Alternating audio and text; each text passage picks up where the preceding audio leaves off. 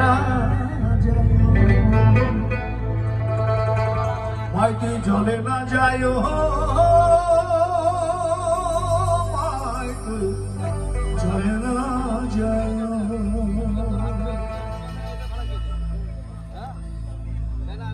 মাইহে কলঙ্কিনী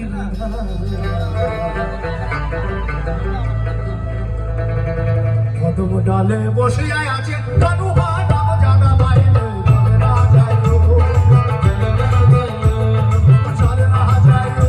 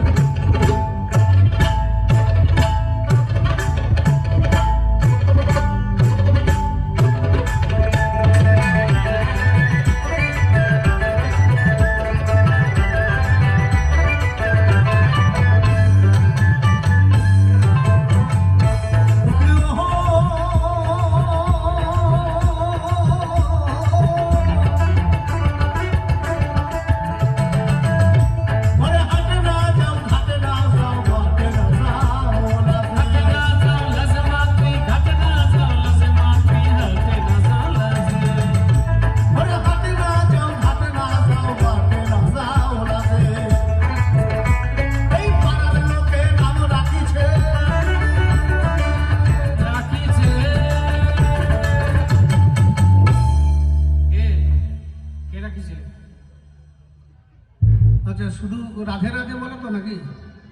হ্যাঁ, জয় রাধে রাধে, শ্রীমতী রাধা রানীকেও বলেন, বলে শুনেছেন?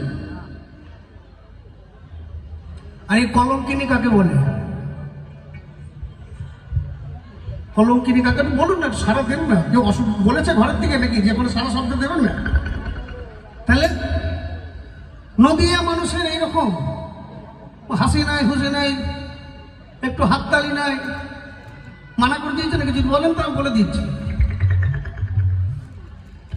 আচ্ছা, এই বিয়ের পরে যাদের সন্তান হয় না তাদেরকে কি বলে?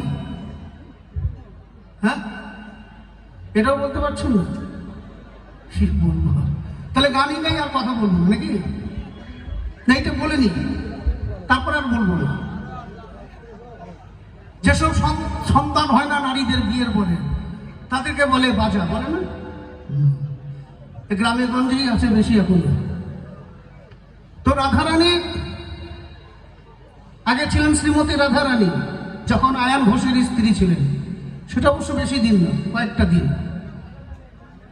যেহেতু কৃষ্ণের প্রেমের গুরু হচ্ছেন রাধারানী, আর আয়ান ঘোষের ভাগ্নে হচ্ছেন আমাদের শ্রীকৃষ্ণ গোবিন্দ। তো আয়ান ঘোষের যখন বিবাহ হচ্ছে, শ্রীমতী রাধারানী যখন মালাটা পরাবেন, কৃষ্ণ তখন একদম ছোট। এই পরাতে যাবে, সেই সময় মামার কোলে উঠেছে, টুক করে বসে পড়েছে। রাধারানী ওই মালা শ্রীকৃষ্ণের কোলে দিয়ে দিয়েছে। ঘর করতে হয়েছে 2-3 দিন, বেশি না।